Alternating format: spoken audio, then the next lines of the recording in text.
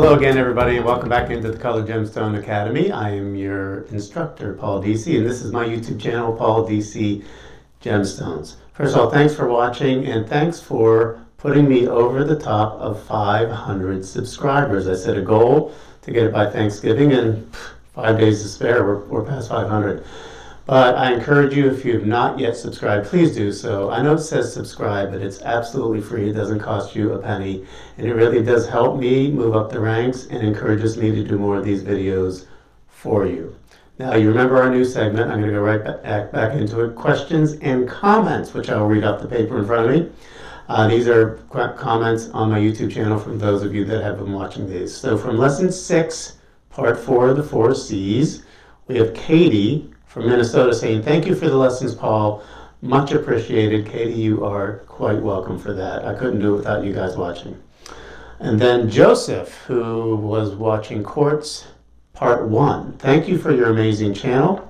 I have been learning about gemstones for years, and this channel has helped remind me of the passion for gemstones that I have had for gems. So thank you very much for the passion that has first inspired me to study the world of gemstones."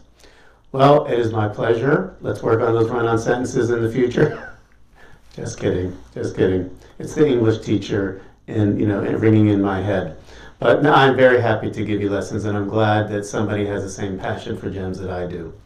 And then from Lesson 2, the history of gemstones, we have Aurora Gems saying, "Thanks, it's really wonderful. Can you tell me a little bit more about sapphires?" Well, good news, Aurora Gems. That's exactly what this lesson is going to be about. It is all about sapphires. It is one of the most intriguing gemstones in the world. In fact, when it comes to color gemstones, it is the #1 most popular color gemstone on Earth, period, full stop, end of sentence, whatever other word you want to say. Now, some of you might say, but what about diamonds? Remember, if you watch some of the earlier lessons, diamonds are classified completely different than a colored gemstone. In fact, somebody who cuts a colored gemstone is called a lapidary. A different type of expert who cuts a diamond is called a diamond cutter. So they are evaluated completely differently. But make no mistake about it, sapphire is the most popular colored gemstone in the world. In fact, if you went and asked everybody in every language in the entire world, what's your favorite color, more people are going to respond blue than any other color. That's just a fact. How popular is it? Obviously, it's been favored by royalty and the clergy and the nobility for centuries and centuries and centuries. When I wrote my book, my first book was Colored Gemstones by Paul Deasy, and then the Opals by Paul Deasy. The Colored Gemstone book's out of print now, but you can still get the Opal book. But both available on ebooks. But in the appendix of the book I was talking about, there was a wonderful magazine that I used to frequent years ago called Colored Gemstone Magazine. And each year, sort of at the end of the year, would talk about the top 10 selling colored gemstones in the United States. And when I looked through that survey that they did, and it was from, I think I listed years from 2001 through 2005, and I think by 2006 they might have gone out of business, so they weren't publishing that magazine anymore. But every single year, #1, sapphire. #1, sapphire. Every year is #1 and continues to be. And I said it will probably, the only time it will not be #1 is when they quit finding enough sapphire to sell. So always #1 in sales. So again, traditionally, sapphire symbolizes nobility, truth, sincerity, and faithfulness, and again has been a favorite of royalty and the clergy for many, many years. In fact, when you look at a lot of crown jewel collections, you will see that sapphire is usually set highest on the crown or highest on the scepter, as it was the color closest to that of the heavens. Now, it's extraordinary color. Now, this is as close as I could come to a sapphire color shirt. It's a little darker than I would like it to be. This is actually a very famous sapphire because it's Judy's engagement ring. I'll get a little bit more into that as we go on in the lesson.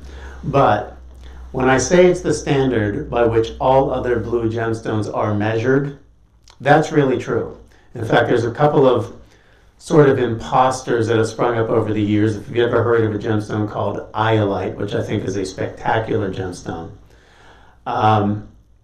it's often referred to as the poor man's, no, not the poor man's sapphire. It's the water sapphire. And the reason they called it the water sapphire, it had a beautiful blue color, much like a sapphire.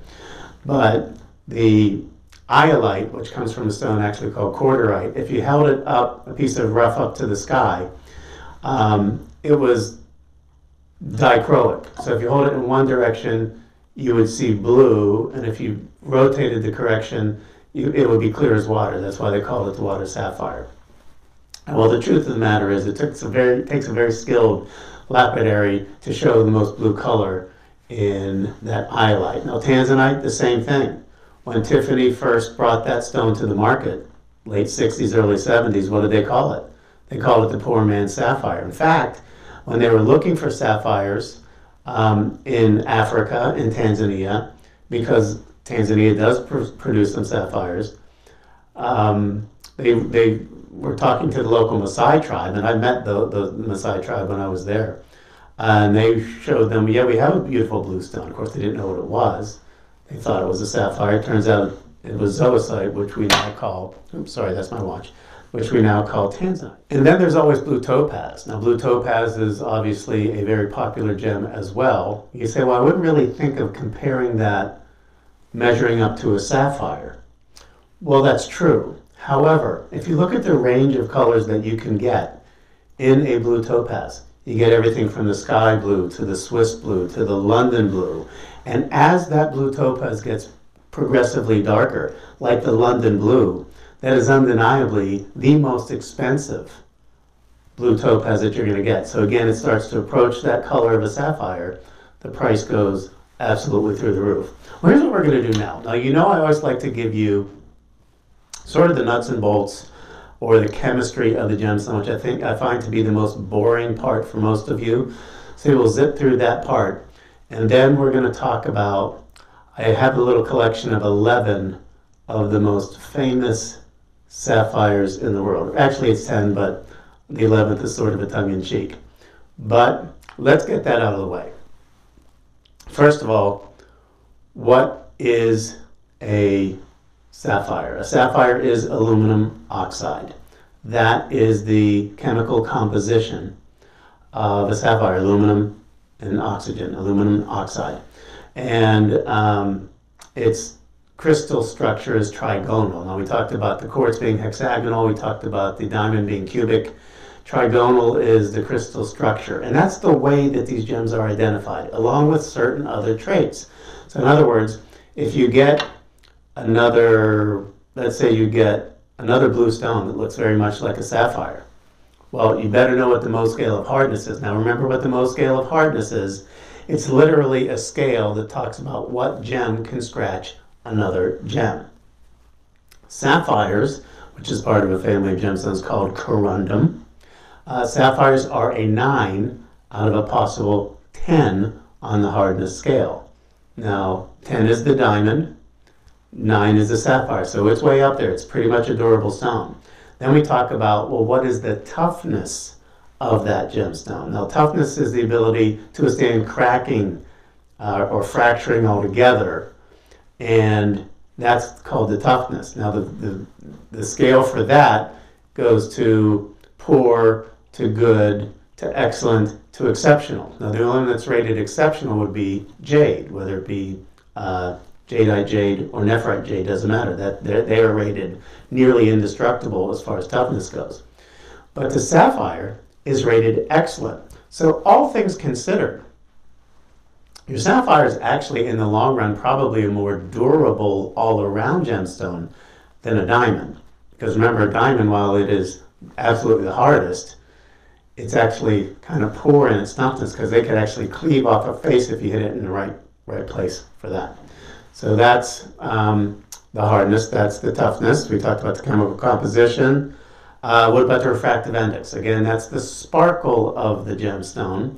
And it's pretty good on that too. Not quite so much as a diamond, but it's a 1.76 to 1.77. And then the specific gravity, it's actually a little denser than a diamond is. So a diamond, I think, is around 3.52, if I'm not mistaken. And then the sapphire is 4 on the specific gravity. Now, what does that mean? Again, that's the heft, that's the density of the stone. And so it's comparing it to an equal volume of water. So if you had a cup of water, that would be a 1. That's rated a 1 in its specific gravity. If you had liquid sapphire poured into that 1, and there was no air in between the sapphires, it would weigh 4 times as much as that cup of water. So that's how you understand what the specific gravity is all about. What about treatments? This is important to know. Most gemstones, and I talked about this in the lesson on treatments, most gemstones are treated in some way, shape, or form to improve the color or durability or the wearability of a gemstone. So a lot of people are surprised to learn that there are very few gems and probably very few sapphires these days that are not at least heat treated. Is that a bad thing? No, it's a good thing. And you can watch the lesson on treatments and get a little bit more information on that.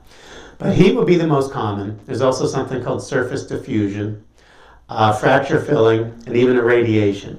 But if I were to hazard a guess, I would say it's at least 95% of the sapphires you see in the world are treated, including Judy's engagement ring. And actually, when we first bought her engagement ring, we bought a stone that was certified natural, not heat treated. And when we came to this stone, we actually liked the color and the size of it a lot better, and we got a little bit of a better price, but it is still a genuine natural diamond. It just happened to have had a heat treatment along the way, just like most of your Tanzanites do. What causes that blue color? Well, it's with all gemstones, it's a combination of trace elements that usually, like when we talked about chrome dioxide, it's chrome that is adding that color of green. In the case of the sapphire, it's a combination of iron trace elements in the crystal as well as titanium. And if they are in the right proportion and the right mixture, you might just be lucky enough to get a beautiful sapphire. Okay, so where in the world might you find sapphires? And that's obviously a good question. Now, it's found in a lot of places, but it doesn't mean that they all have the same quality wherever you go. And I'll kind of comment them as I give you the list, and they'll be up on your screen as I talk about them. So number 1 would be, and I did this basically in alphabetical order, Australia.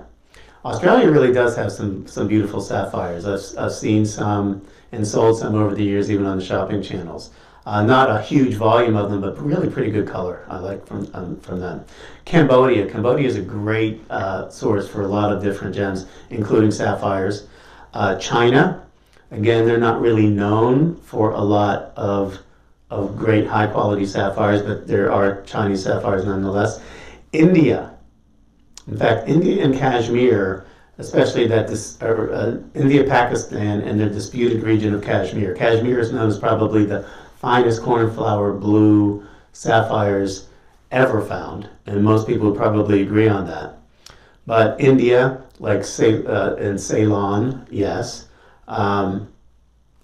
So lots of really famous sapphires that come from India, like the Star of India, we'll talk about a little bit later. Kashmir I mentioned. Kenya. Places like Kenya and Tanzania, which are really close on the map in Africa, and I've actually been in both countries, they have some pretty good sapphires as well. Not a huge quantity of them. Pakistan we talked about. Nigeria, Madagascar, Myanmar, which is of course what Burma was called and is now called Myanmar. Pakistan, Rwanda, Sri Lanka. There's so many famous Sri Lankan sapphires that are approaching some of the fame of the Kashmir sapphires. Tanzania I mentioned, Thailand, United States. There are active commercial mines in the United States, in Montana, of sapphires. I've seen some of them. They're really, really pretty, and they're very, very expensive. I mean, not as much as the ones you're going to learn about in the famous famous sapphires later on in this lesson. Vietnam, and this is sort of a forgotten one, but Vietnam is really having some great mining for sapphires, rubies, and also, like Cambodia, with zircons. So Vietnam is a really up-and-coming source for some great gemstones. So that's where most of your sapphires are coming from. Okay, now that we got all that boring sciencey stuff out of the way, now it's time for your dessert. And what I put together is a list of 10, well actually 11, and I'll give you my personal note on number 11 at the end of this. 10 of the most famous sapphires the world has ever seen. So starting with number 1, it is a sapphire that is called the Rockefeller Sapphire. And of course that means John D. Rockefeller, who made all of that money, decided he was going to splurge on some sapphires for his loved ones. So this is a spectacular rectangular cut sapphire from Myanmar, weighing 62.02 carats, and it last sold at Christie's, you know, the auction house, in April of 2001 for $3,031,000. Think about that, $3 million. Now again, 62 cut carat, and carat gemstone, and you remember when I talked to you about, like with sapphires and rubies and things like that, your sapphires go up exponentially from a 1 carat to 2 carat, or 2 carat to 3 carat. Imagine a 62 carat sapphire. So that last sold in April 2001 for $3,031,000. Wow. Before I get to number 2, I forgot to say something earlier in the lesson. And it's very important. If you look in a gem book, you might see something called corundum. And that's the family of gems that sapphire and ruby belong to. They're both called corundum, but their common name is sapphire and the common name is ruby. Now, what's really the difference? Well, if a sapphire is any color, including pink, that corundum is called sapphire. If it is red, and only if it is red, it is called a ruby. Otherwise, they are identical gemstones. And obviously, those trace elements play a big part in what the color is that your eye's going to see on that one. Okay, so let's get to famous sapphire number 2. And this is called the Queen of Romania. So it was originally set in a necklace by Cartier in 1913. This a 478.68 carat sapphire was then transferred to a diamond necklace in 1919, and King Ferdinand purchased it for Marie, his queen, in 1921. And this was last offered also at Christie's in 2003 for $2,105,667. I think it's the $667 that really makes the difference. No, that's a lot of money. Over $2 million, 2.1. All right.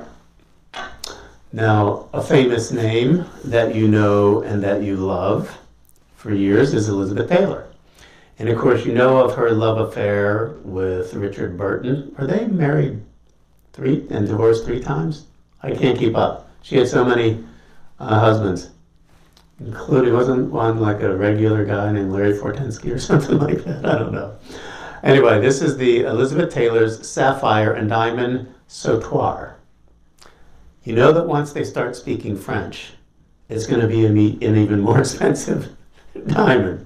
So Richard Burton bought this for her on her 40th birthday in 1972. It sold at auction in 2011 for, take a big breath, $5,906,500, which is a world record price still to this day for a Burmese stone. Okay, next we're up to number 4, and this is called the Jewel of Kashmir. Now remember I talked about Kashmir earlier in the lesson. Some of the richest, most extraordinary sapphires ever. I remember reading a book before I even wrote my own book about gemstones, and they showed a picture of a Kashmir sapphire that was something like, I don't know, $25,000 or $40,000 a carat, like something crazy like that. I'm like, wow, that's really rich blood. But anyway, the Jewel of Kashmir, an emerald cut, cornflower blue, 27.68 carat sapphire, set with 5.7 carats of diamonds around it. And it sold at Sotheby's, Hong Kong in 2015, only 5 years ago, 2015, for $6,745,688, which is a record price per carat for a sapphire. What is that price per carat? $243,702 per carat. And remember what I told you, when it's sapphire, especially an extraordinary Kashmir sapphire, goes up in carat weight, the price goes up exponentially. Again, as long as it's an incredible gemstone. Okay, here's another name you're probably all familiar with, Cleef and Arpels. Great jewelry house. It's a sapphire and diamond bracelet with 5 Sugarloaf Ceylon sapphires set with diamonds. And this sold at Sotheby's in New York at auction in 2007 for $3,135,000. I like that one because they didn't fool around with the N $322. No.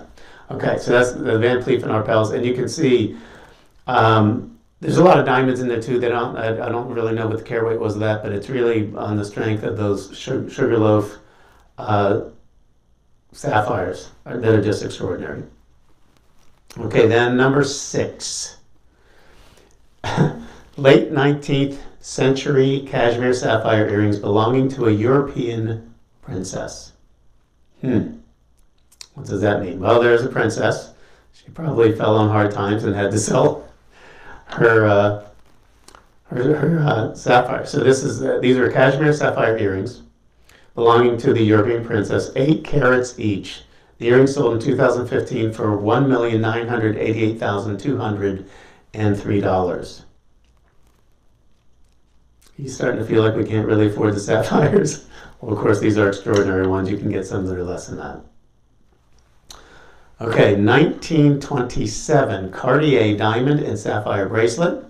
It is 46.07 carat cabochon Burmese sapphire with 2 diamonds, which are 8.6 carats and 9.27 carats respectively.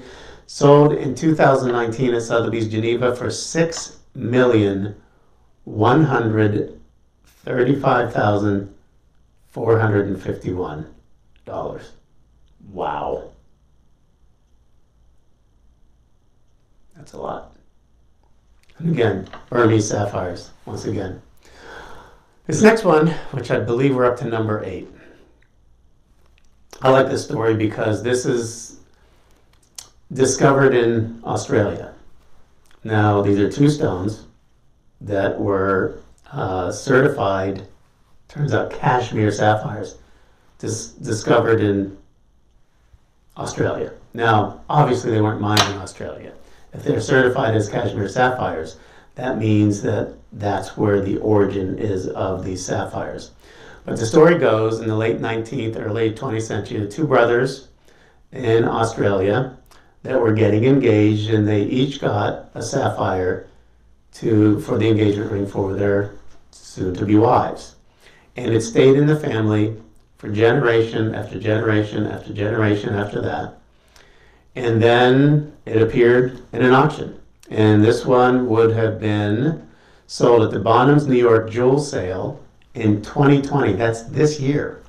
The larger of the 2 was a 9.23 carat, sold for $1,244,000.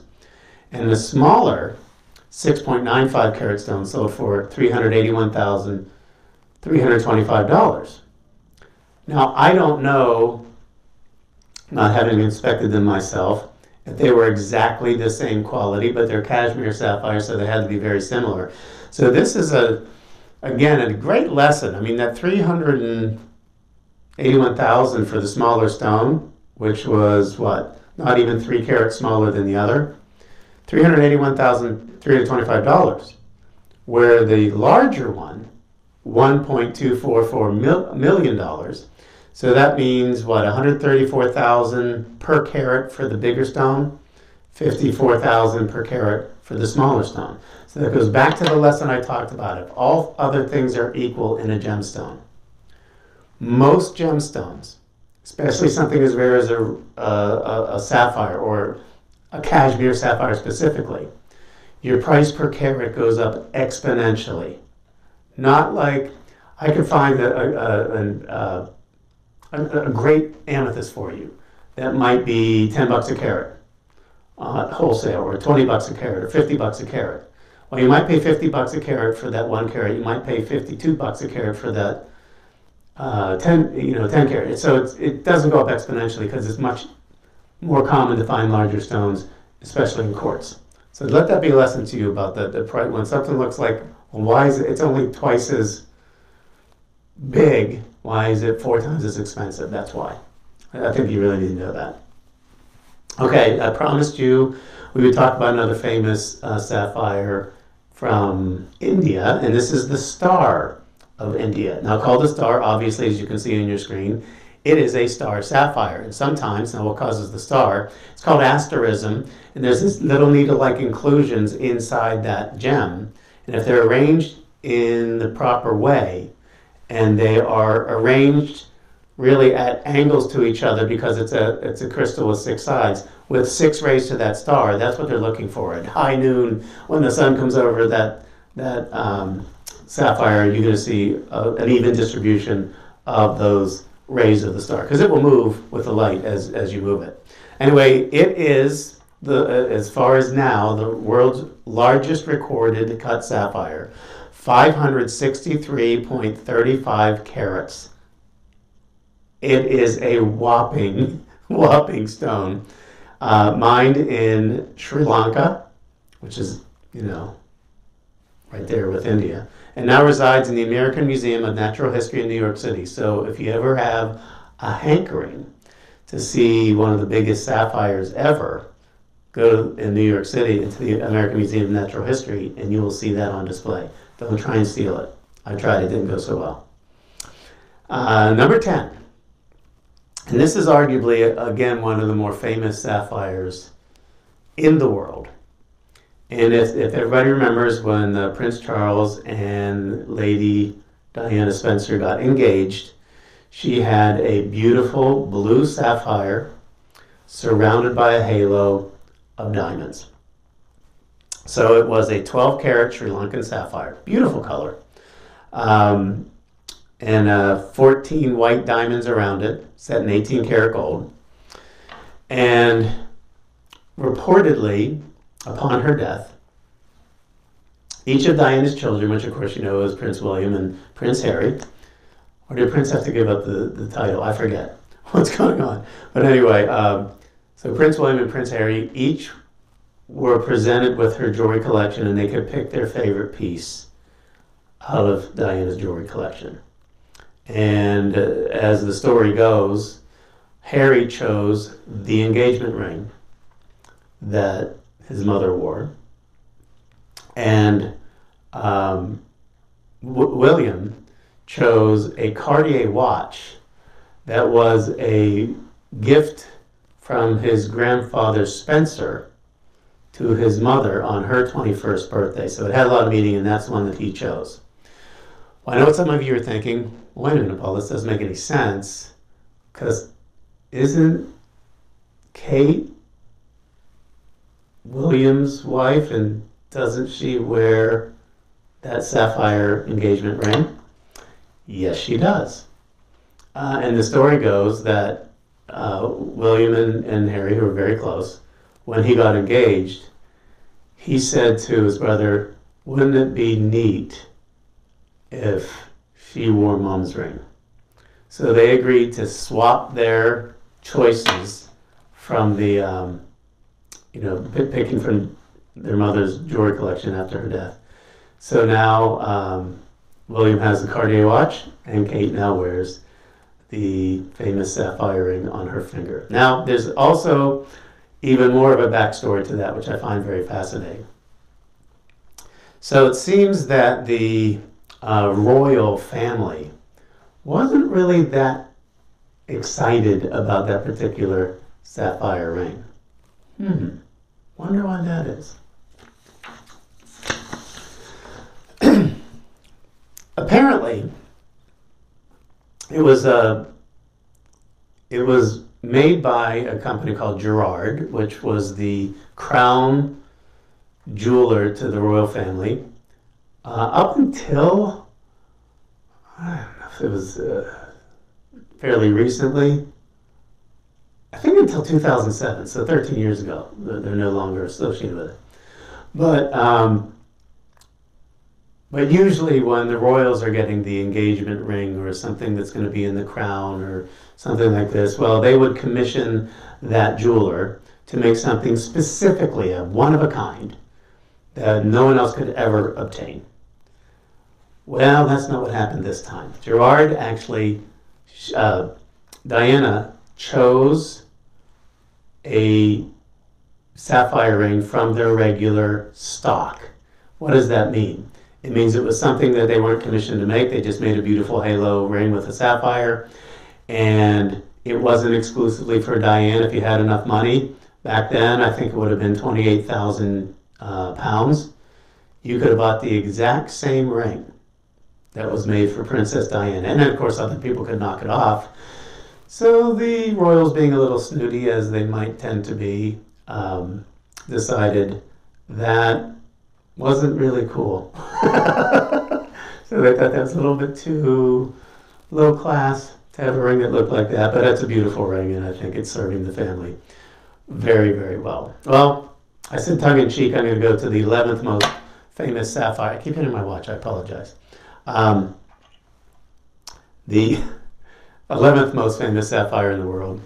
Judy allowed me to use this in this lesson. This is her sapphire that we chose in before we got engaged, and it's a beautiful ring. We bought the sapphire and the diamonds from when we were at the Tucson Gem Show, and it was funny when we were talking about it. And normally, you know, the guy's supposed to surprise her with a ring, but this was the second marriage for both of us. Love is lovelier the second time around, and so I'm just thinking of the Sinatra song now. So anyway, we decided we were both in the shopping channel business, we were both in the jewelry business, and we didn't just want something like a diamond, which seems very ordinary to us.